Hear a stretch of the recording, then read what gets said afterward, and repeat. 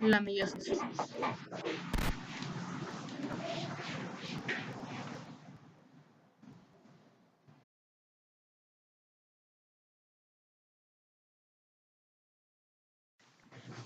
La meiosis es la división celular por la que de una célula diploide se forman cuatro células haploides genéticamente diferentes. Es aquí donde se forman los gametos.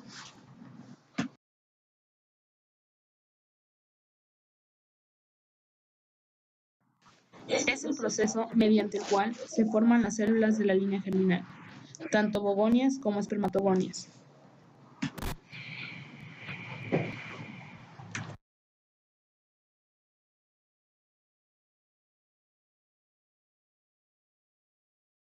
Este proceso consta de dos divisiones celulares continuas, la meiosis I y la meiosis II, cada una con sus cuatro fases.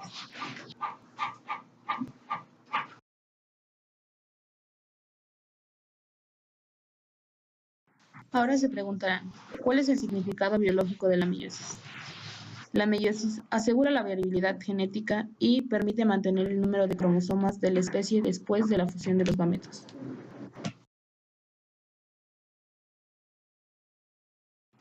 Meiosis I, clásicamente llamada división reduccional, es de profase prolongada y distinta a la de la mitosis. ¿Grabó la pantalla?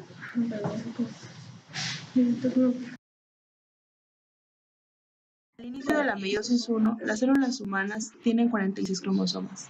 Cada cromosoma cuenta con dos cromátides, como resultado de la duplicación del DNA en la fase S, es decir, 96 cadenas de DNA en total.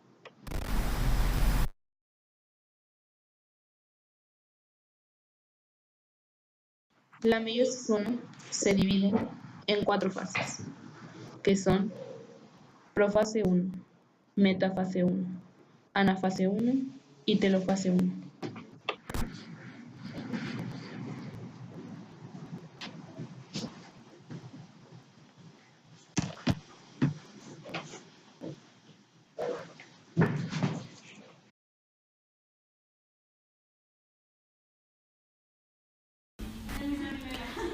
La profase 1 consta de 5 etapas definidas por cambios morfológicos característicos y durante este periodo ocurren procesos importantes para el intercambio de la información genética. Las etapas de la profase 1 son leptoteno. Los cromosomas homólogos aún no apareados constan de dos cromátides hermanas delgadas y alargadas. Los cromosomas homólogos son cada uno del par que existe en un organismo diploide. Cada par de cromosomas homólogos está compuesto por un cromosoma de origen materno, el óvulo, y otro de origen paterno, el espermatozoide.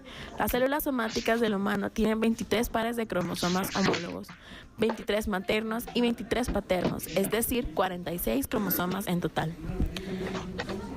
Cigoteno. Inicia el alineamiento de los cromosomas homólogos para conformar las tetradas o bivalentes, ya que se establece la sinapsis, unión a lo largo de los cromosomas homólogos mediante proteínas denominadas coecinas. Se llaman bivalentes porque el complejo está formado por dos homólogos y tetradas porque los complejos tienen un total de 4 cromátides, 2 por cada cromosoma homólogo.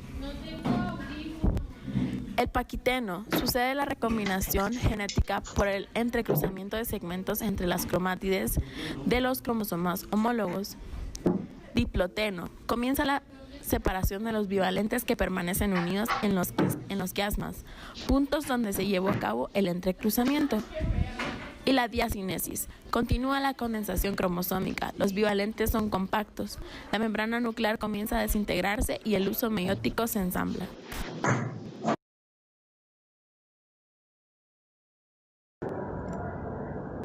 Metafase 1. En esta fase, los cromosomas homólogos de cada bivalente se conectan con las fibras del huso, de forma que un cromosoma homólogo queda conectado a un polo del huso y el otro homólogo al otro polo. Es decir, las dos cromátidas hermanas de cada cromosoma homólogo están conectadas al mismo polo del huso para que en la fase 1 se desplacen juntas.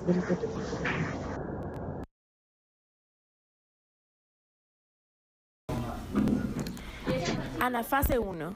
En esta fase no se duplica el cinetocoro, de tal manera que los cromosomas homólogos, cada uno con sus dos cromátides, se separan y se dirigen hacia los polos opuestos. Para que se puedan separar los cromosomas homólogas es necesario que las quiasmas que mantenían unidos al bivalente desaparezcan. A cada polo de forma aleatoria le va a llegar uno de los cromosomas homólogos paternos o maternos.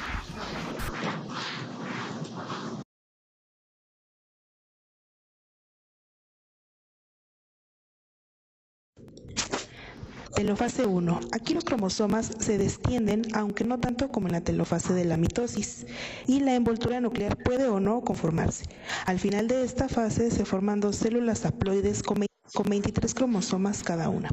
Es decir, cada célula recibe un cromosoma homólogo recombinado, materno o paterno, de cada par, y cada cromosoma cuenta con dos cromátides. Ello significa que aunque cada célula tiene 23 cromosomas, hay 46 cadenas de DNA por célula. Al inicio de la meiosis II, hay dos células y cada una tiene 23 cromosomas con dos cromátides, lo cual nos da un resultado de 46 cadenas de DNA. La meiosis II consta de 4 fases, las cuales son profase II, metafase II, anafase II y por último telofase II.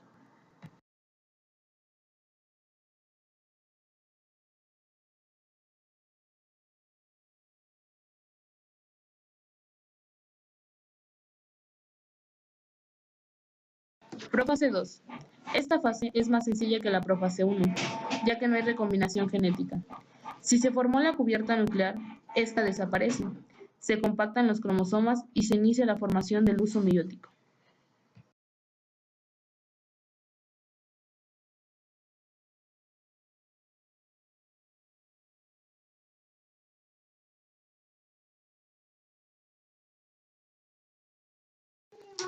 Metafase II. En la meiosis II, los cinetocoros de las cromátides hermanas de cada cromosoma quedan orientados a cada uno de los polos y anclados a las fibras cromosómicas del huso.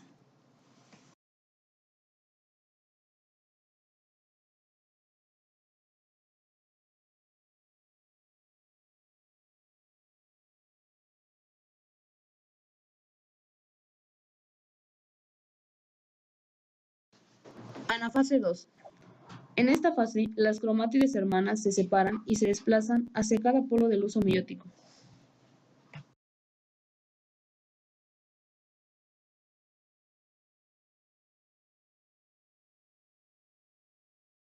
Telofase II. En cada polo de la célula, los cromosomas se distienden y se conforma la cubierta nuclear.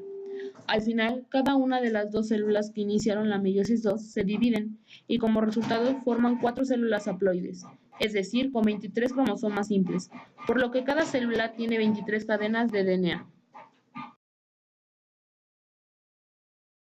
Errores en la meiosis. Las poliploidías son alteraciones numéricas en las que el número de cromosomas es el múltiplo exacto del número haploide, como triploidías y tetraploidías.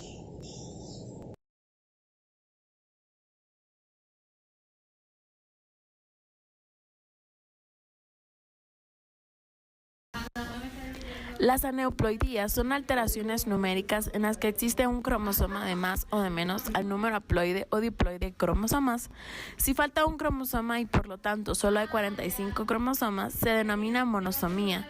Si hay un cromosoma de más, tendremos 47 cromosomas y se le conoce como trisomía. Si hay 2 cromosomas de más, habrá entonces 48 cromosomas y se le llama tetrasomía, y así sucesivamente. Esto se produce cuando en la fecundación uno de los gametos no tiene el número haploide normal. Las aneuploidías tienen una frecuencia de 3 a 4% de todos los embarazos y pueden provocar muerte fetal o alteraciones en el desarrollo prenatal y postnatal. Alteraciones producidas por aneuploidías.